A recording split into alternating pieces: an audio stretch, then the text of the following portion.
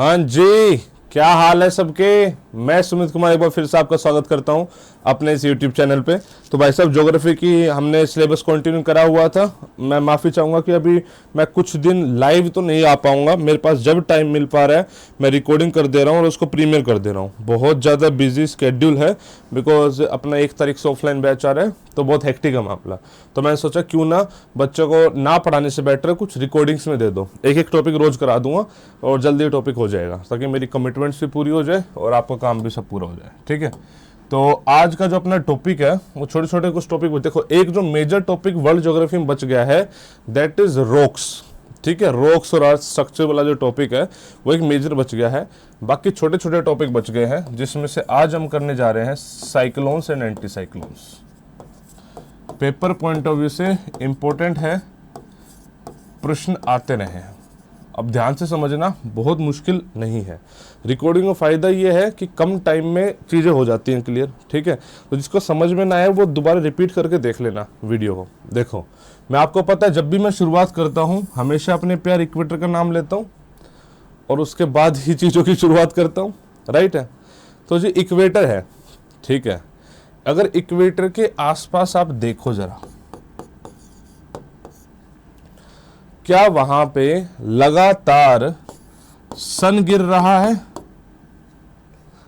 क्या वहां पे लगातार सन गिर रहा है इक्वेटर के आसपास वाला एरिया? तो मैंने तो हमेशा ही बोला था कि हॉट रहता है एंड वेट रहता है।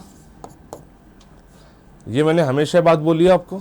अच्छा, अब मैं इक्वेटर के बिल्कुल यहां पे थोड़ा सा ऊपर कोई एक एरिया ले लेता हूं। तो यहां पे क्या मैं ये बोल दूं कि बहुत ही लो प्रेशर होगा बिकॉज ऑफ हाई टेम्परेचर? क्या मैं बात बोल दूं कि यहाँ पे बहुत ही लो प्रेशर होगा और इतना लो प्रेशर होगा कि वैक्यूम की तरह एक्ट करने की कोशिश करेगा? अच्छा, लेकिन क्या यहीं पे ही ट्रेड विंड्स नहीं बह रही थी? अगर आपको याद हो तो बोलो, यहीं पे नहीं बह रही थी? तो एक कोई ट्रेड विंड को ले लेते हैं, वो ट्रेड विंड आएगी और इस पोर्शन में, इस वैक्यूम जैसे स्ट्रक्चर में जाना चाहेगी, लेकिन तभी आ जाएगी कौन? कोरोलीज माता, कोरोलीज फोर्स। कोरोलीज फोर्स का मैंने काम क्या बताया था कि जब भी कोई बॉडी रोटेशन मोशन में है तो उसको अपने पाथ से डेविएट कर देना 90 डिग्री से इज वर्क ऑफ कोरोलीज माता। इसमें आपको कुछ चीज़ें याद रखनी थी कि नॉर्दर्न हेमिस्फीयर में ये बॉडी को बॉडी के राइट साइड में डिफ्लेक्ट करती है एंड साउदर्न हेमिस्फीयर में ये बॉडी के लेफ्ट साइड में डिफ्लेक्ट करती है। क्या ये बात क्लियर बा या नहीं बा? मैं कह रहा हूं कि नॉर्दर्न हेमिस्फीयर में राइट साइड में, तो जैसे ही ट्रेड विंड यहां घुसना चाहेगी तभी कोरोलीज माता बोलेगी हे चल राइट में डिफ्लेक्ट हो जा। ये थोड़ी सी और आगे चलेगी, बोलेगी राइट में डिफ्लेक्ट हो जा। ये और आगे चलेगी, बोलेगी राइट में डिफ्लेक्ट हो जा। आप बस इसी स्ट्रक्चर को ध्यान से अगर देखो तो क्या आपको एक बात समझ में आ रही है कि ऐसा कुछ बन जाएगा। भाई ये इधर आना चाहिए, कोरोलीज माता उधर, ये इधर कोरोलीज माता उधर, ये इधर कोरोलीज माता उधर। मुबारक हो, साइक्लोन पैदा हुआ है। मुबारक हो, साइक्लोन पैदा हुआ है। और ये मैंने नॉर्दर्न हेमिस्फीयर का किस्सा बताया था। और मुबारक हो, साइक्लोन की डायरेक्शन आपको पता लग गई नॉर्दर्न हेमिस्फीयर में कि एंटी क्लॉकवाइज होता है। पेपर का प्रश्न है। अगर साइक्लोन पैदा होना है तो क्या कंडीशन है? कंडीशन ये है कि जो वैक्यूम जैसा स्ट्रक्चर ये बनना चाहिए, यानी टेम्परेचर बहुत हाई होना चाहिए, तभी तो प्रेशर लो होगा। इसीलिए ये वाले जो मैं आपको साइक्लोन बता रहा हूँ, दीज आर ट्रॉपिकल साइक्लोन, जो आपके सिलेबस में है, ये सब इक्वेटर के आसपास बनते हैं क्योंकि वहीं पे ये वाली कंडीशन जनरेट हो पाती है। और जितने भी साइक्लोन नॉर्दर्न हेमिस्फीयर में बनेंगे सबकी डायरेक्शन एंटी क्लॉकवाइज ही होगी। और इसका उल्टा जितने भी साइक्लोन साउदर्न हेमिस्फीयर में बनेंगे सबकी डायरेक्शन क्लॉकवाइज ही होगी। पेपर में ना जाने कितनी बार आ चुका प्रश्न, या तो रट लो या फिर जैसे मैंने समझाया वैसे समझ लो भाई, ट्रेड विंड की डायरेक्शन और कोरोलिस की डायरेक्शन डिसाइड करती है कि साइक्लोन किस तरीके से घूमेगा। ठीक है, क्लियर होगी बात ये। अब दो चीज़ें और डिस्कस करते हैं। अब एक तो साइक्लोन का डिस्कशन करते हैं। ये मैं एक काम करता हूँ ना,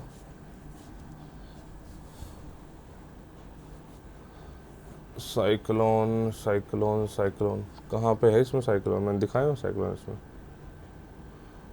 कहीं तो साइक्लोन दिखाया होगा इसमें। इश्क दे हाँ नहीं है, रॉक्स आ गए, क्लाउड्स आ गए, साइक्लोन आ जा चाचा।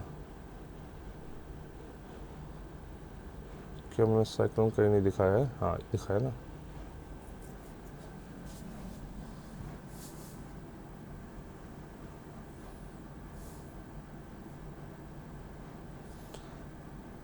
देखो, साइक्लोन कोई छोटा मोटा स्ट्रक्चर नहीं होता है, अगर आपको ऐसा लगे तो। एक साइक्लोन को, अच्छा, एक तो पानी चाहिए, एक गर्म टेम्परेचर चाहिए। साइक्लोन जब बनता है तो बीच में रहती है आई। साइक्लोन जब बनता है तो बीच में रहती है आई।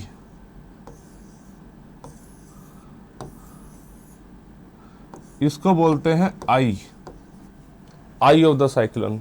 ये आई जो होती है, ये सिस्टम होती है एक्सट्रीम लो प्रेशर का। ये सिस्टम होती है एक्सट्रीम लो प्रेशर का। तो एक साइक्लोन पे एक प्रश्न ये भी आता है, साइक्लोन की डेफिनेशन कैसे है? हाई प्रेशर विंड्स सराउंडेड करी हुई है लो प्रेशर विंड्स को या लो प्रेशर एरिया को। साइक्लोन में ये प्रश्न आ रखा है कि सेंटर में लो प्रेशर होता है और उसके आसपास हाई प्रेशर होता है। ठीक है जी। अब मेरी बात बताओ, अगर वहाँ पे टेम्परेचर ज़्यादा है तो क्या इवेपोरेशन ज़्यादा होगा, क्या बारिश होगी? तो साइक्लोन की जब भी हम बात करेंगे, आपने साइक्लोन जब भी कभी सुने होंगे, आपने दो चीज़ें हमेशा सुनी होगी। एक सुना होगा रेन बहुत हो रही है, बारिश हो रही है, एक आएगा कि हवा बहुत चल रही है। तो साइक्लोन की दिमाग में आते ही आपके दिमाग में हवा और बारिश आ जानी चाहिए, वो भी तेज़। उसी को हम साइक्लोन बोलते हैं। कभी साइक्लोन की वीडियो देखोगे टीवी पे, जब बोलोगे कि भाई साहब साइक्लोन ने उड़ीसा को हिट करा है, आंध्र प्रदेश को हिट करा है, तमिलनाडु को हिट करा है, तब यही देख रहे होगे कि वहाँ पे तेज़ तेज़ हवाएं चल रही होंगी और बहुत ज़्यादा बारिश हो रही होगी। बारिश क्यों हो रही है आप समझ गए ना, कि भाई समुद्र के ऊपर हमें चाहिए, भाई समुद्र के ऊपर चाहिए, पानी है, पानी तो ऑब्वियसली इवेपोरेट होगा, ऊपर जाएगा, बादल बनाएगा, बारिश कराएगा, ऊपर जाएगा, बादल बनाएगा और बारिश कराएगा। बोलो हाँ या ना, बोलो। जिस बच्चे को समझ में ना आए, मेरी गुजारिश रहेगी कि बच्चा वो पीछे करके देख ले, क्योंकि रिकॉर्डिंग मोड में है, इसके कुछ फ़ायदे कुछ नुकसान है। फ़ायदा ये है कि आपको सिलेबस में कंप्लीट करा दे रहा हूँ, चाहे अभी मेरी कितनी भी तशरीफ़ हिली हुई हो। बता रहा हूँ ना, 3.5 घंटे एवरेज टाइम हो गया सोने का ठीक है, लेकिन चलो जो चीज़ें बोली हैं आपको वो सब चीज़ें करनी ही हैं। ठीक है, ओके। तो ये स्ट्रक्चर आपको समझ में आ गया। ये एक साइक्लोन की रेडियस होती है यहाँ से यहाँ तक, जहाँ से यहाँ तक साइक्लोन की रेडियस होती है। It can go up to 1000 kilometre, 200 kilometre से 1000 किलोमीटर तक साइक्लोन की रेडियस हो सकती है। सोच लो कितना बड़ा स्ट्रक्चर होगा।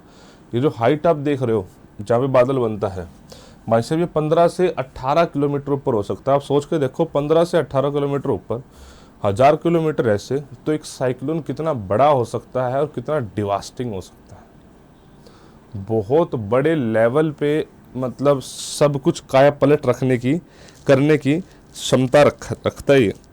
और जो साइक्लोन होता है ये मूव करता है ग्राउंड की तरफ। तो जब ग्राउंड आ जाता है तो ग्राउंड में आपको पता होगा, अगर सेम लैटिट्यूड पे, अगर ये मैंने आपको शायद उसमें बताई भी होगी, लैंड ब्रिज और सी ब्रिज में, अगर समुंदर में पानी, मतलब पानी पे सूर्य गिरे एंड लैंड पे सूर्य गिरे, तो लैंड ज़्यादा गर्म होती है, दैट मीन्स हाई टेम्परेचर यानी लो प्रेशर। और ये वाली जो हवाएं हैं दे आर हाई प्रेशर है। तो ये मूव करती है लो प्रेशर की तरफ यानी ग्राउंड की तरफ, इसलिए साइक्लोन जो है वो लैंड की तरफ मूव कर रहा होता है। और साइक्लोन ख़त्म कब होता है, ख़त्म कब जब होगा जब इसको ये सप्लाई मिलनी बंद हो जाए। तो जैसे वो लैंड में घुसता है, जैसे ही वो लैंड में घुसता है तो घुसता घुसता घुसता घुसता धीरे धीरे ख़त्म होता है वो। कैसे, लैंड में घुसता रहेगा, उसके वाटर सप्लाई मिलनी बंद होगी तो धीरे धीरे साइक्लोन टूट जाता है। तो धीरे धीरे जो साइक्लोन है वो टूट जाता है। अब जब भी लैंड में साइक्लोन घुस रहा है, सपोज करो ये लैंड है, ऐसे साइक्लोन आ रहा है, तो पहले तेज हवा बारिश आएगी जब ये अंदर घुसेंगे। पहले ये वाला पोर्शन अंदर घुसा है, फिर ये वाला पोर्शन अंदर घुसा है, फिर ये वाला पोर्शन अंदर घुसा है, फिर आएगी बीच में आई के अंदर कोई क्लाउड नहीं होता, जो होता है इसके सराउंडिंग में होता है। आई के अंदर कोई क्लाउड नहीं होता। जब आई वाला रीजन अंदर घुसेगा तो वहां पे दिखेगा जैसे कुछ है ही नहीं, इतना क्लीन वेदर दिखेगा, सब कुछ इतना क्लीन वेदर होगा, गुड वेदर। तो आई जब घुसती है तो it is symbol of good weather condition. Geography में गुड वेदर होता है बारिश वारिश ना आए, ठीक है।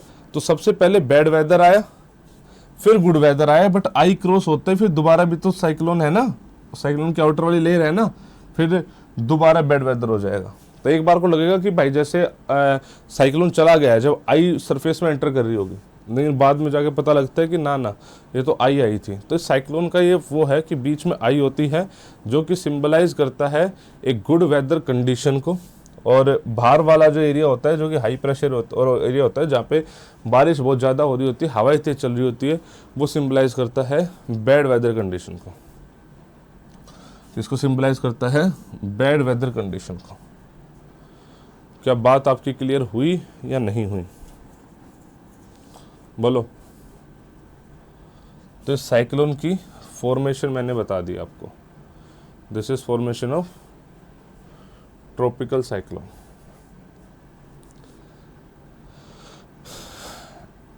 भारत में इन्हीं चीज को साइक्लोन बोलते हैं। भारत में ये बेसिकली इंडियन ओशन रीजन में इसी चीज को साइक्लोन बोलते हैं।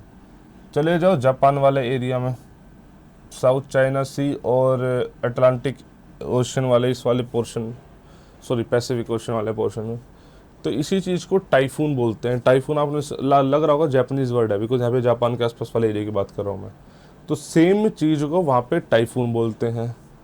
सेम चीज़ को यूएसए वाले एरिया में हुरिकेन्स बोलते हैं। पेपर के प्रश्न है ये सब। और सेम चीज़ को ऑस्ट्रेलिया वाले रीजन में विली विली बोलते हैं। विली विली एक ही प्रोसेस है। जब भी आप सुनोगे कि हुरिकेन आ रहा है, जब भी आप सुनोगे साइक्लोन आ रहा है, जब भी आप सुनोगे विली विली आ रहा है या फिर हुरिकेन टाइफून आ रहा है, तब आप समझ लेना वो साइक्लोन ही है, बस उसके नाम ही बदल दिए गए हैं जगह के हिसाब से। प्रोसेस सेम है। आप ये देख रहे होगे कि इक्वेटर के आसपास ही होता है। आप बोलोगे जी इक्वेटर पे क्यों नहीं हो रहा है, बिल्कुल इक्वेटर पे कोई साइक्लोन नहीं दिख रहा है सर, ऐसा क्यों हो रहा है, मतलब बहुत कम है। बिकॉज इक्वेटर पे आके होता क्या है, कोरोलिस फोर्स है वो जीरो हो जाती है। तो जब कोरोलिस फोर्स ही नहीं होगी तो मूवमेंट ही नहीं बन पाएगी ना, वो जो रिंग से मैं बना रहा हूँ वो मूवमेंट ही नहीं बन पाएगी। इसलिए बिल्कुल इक्वेटर पे नहीं बनता है, लेकिन इक्वेटर के आसपास ही बनता है जो आपका ट्रॉपिकल साइक्लोन होता है वो। ठीक है जी। ये वाला मेरे ट्रॉपिकल साइक्लोन वॉयलेंट स्ट्रॉम और जो ओरिजिनेट होते हैं ओशन पे, अब इस चीज़ को पढ़ लोगे ना पूरा आपको समझ में आ जाएगा, कुछ वो नहीं बचा हो तो सब कुछ समझ में आ जाएगा।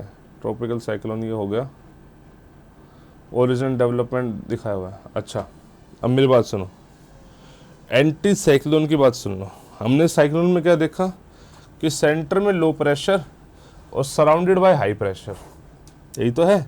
हमने साइक्लोन में देखा सेंटर में low pressure surrounded by high pressure. इसका अगर उल्टा हो जाए तो जी सेंटर में high pressure surrounded by low pressure. कहीं भी जहाँ पे हवा ज़्यादा प्रेशर में मौजूद है वो बाहर निकलेगी, वो बाहर निकलेगी तो उसको एंटी साइक्लोन बोल देते हैं। एंटी साइक्लोन एज सच कुछ करता नहीं है, लेकिन साइक्लोन की अपोजिट कंडीशन है, बस इसलिए इसका नाम एंटी साइक्लोन साइक्लोन पड़ गया बस, और कुछ नहीं है। बाकी ऐसा कुछ नहीं है कि ये कुछ करे।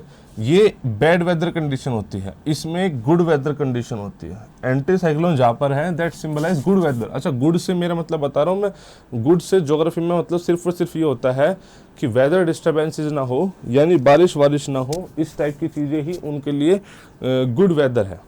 ठीक है, तो anti cyclone is just opposite of cyclone, कि इसमें सेंटर में हाई प्रेशर होता है, सराउंडेड में लो प्रेशर होता है। वैसे कोई नुकसान नहीं होता है। It is symbolize of good weather, it is symbolize of bad weather. ये बारिश और हवा चलवाएगा, ये कुछ नहीं करवाएगा। ये बारिश हवा करवाएगा और ये कुछ नहीं करवाएगा। ठीक है, बात आगे समझ में या नहीं आई आपको, बताओ। हाँ है ना, बोलो।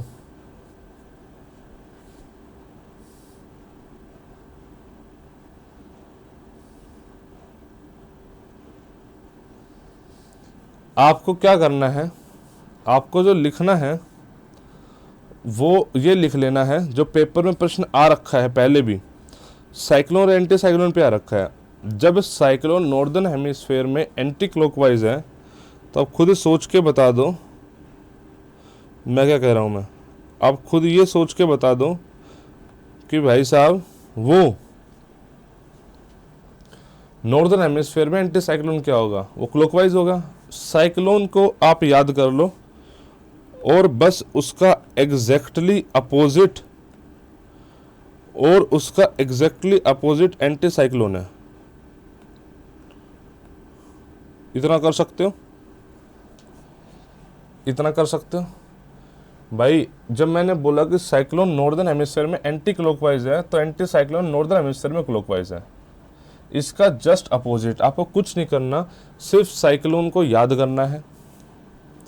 आपको कुछ नहीं करना, सिर्फ साइक्लोन को याद करना है, और उसका अपोजिट जो है एंटी साइक्लोन होता है। और उसमें ये भी है, और उसमें एक बात और भी है। बस आपको यही देखना है कुल मिला के कि नॉर्दर्न हेमिस्फीयर में क्या हो रहा है। नॉर्दर्न हेमिस्फीयर का उल्टा जो होगा साउदर्न हेमिस्फीयर में हो रहा होगा। ठीक है, तो अपने आप कॉम्बिनेशन बन जाएंगे 4, और इससे आपको ओवरऑल मामला समझ में आ जाएगा कि कैसे क्या चीज़ें हो रही हैं। साइक्लोन एंटी साइक्लोन के जो आप लोगों से प्रश्न पूछे जाते हैं वो इतने ही प्रश्न पूछे जाते हैं जो मैंने आपको अभी तक बताया है। ठीक है, इससे ज़्यादा ऊपर नीचे प्रश्न नहीं होता है, बहुत ज़्यादा इससे ऊपर नीचे प्रश्न नहीं है। यही है, इसको PDF से आप पढ़ लो और आपकी चीज़ें और ज़्यादा क्लियर हो जाएंगी। ठीक है, अगला टॉपिक देखते हैं एटमॉस्फेयर, या तो जो एक दो छोटे मोटे टॉपिक बचे हुए हैं इसको निपटा देते हैं। अगर सपोज करें छोटे मोटे टॉपिक नहीं करने हैं अभी, सपोज करो कि छोटे मोटे टॉपिक नहीं करने हैं अभी, तो हम कुछ और भी कर सकते हैं। ठीक है जी, तो हम रोक्स भी पढ़ सकते हैं। अगर बच्चा अनअकैडमी पढ़ना चाह रहा है, एक तो रेगुलर बेसिस पे स्कॉलरशिप टेस्ट वगैरह हो रहे होते हैं, ये अगले हफ्ते भी होगा। ठीक है, ये आप अटेम्प्ट कर सकते हैं। इसके अलावा अनअकैडमी से अगर आप पढ़ना चाह रहे हैं तो LWS 10 कोड लगा के सब्सक्रिप्शन ले सकते हैं। मतलब और किसी भी टीचर से पढ़ सकते हैं, जो भी टीचर इंडिया कैटेगरी में पढ़ा रहे हैं किसी से पढ़ सकते हैं आप। अभी बैच आया था रिसेंटली, जो मेरा बैच था, जिससे अब भी आप चाहो तो सिलेबस कंप्लीट कर सकते हो। ठीक है, दिस वाज प्रहार बैच। ऑब्वियसली इसकी रिकॉर्डिंग्स देखनी पड़ेगी बिकॉज ये 8 तारीख को स्टार्ट हो गया था, लेकिन अब भी कोप अप करा जा सकता है इफ़ यू वांट सो। तो LWS 10 कोड लगाना है, सब्सक्रिप्शन ले लेना है। इसके अलावा आइकॉनिक और प्लस में फ़र्क अभी आने वाला है। आइकॉनिक वाले के घर पे फिजिकल नोट्स डिलीवर करे जाएंगे, और आप चाहो तो CDS की भी तैयारी कर सकते हो मेरे साथ। मैं CDS में हिस्ट्री पढ़ा रहा हूँ, तो जी वहाँ भी ये वाला सिस्टम चलता है। वहाँ भी LWS 10 कोड लगा के आप सब्सक्रिप्शन ले सकते हो। मेरी क्लासेस ऐसे ही रिकॉर्डिंग आती रहेगी। ठीक है, और आपका सिलेबस कंप्लीट हो जाएगा। रोज़ एक टॉपिक कंप्लीट कराना है मुझे, तो मेरे हिसाब से 4 से 5 क्लासेस में और वर्ल्ड ज्योग्राफी कंप्लीट हो जाएगी, और उसके बाद हम इंडियन ज्योग्राफी पे आएंगे, वो भी जल्दी कंप्लीट हो जाएगी। जब तक मेरे पास समय नहीं है तब तक मैं इस चीज़ को प्रीमियर करता रहूँगा रिकॉर्ड कर करके, ताकि आपका भी काम ना रुके और मेरा काम भी ना रुके। ठीक है, तो बस मेरे हिसाब से आज के लिए इतना ही। मिलते हैं आपसे फिर। जय हिंद, जय भारत।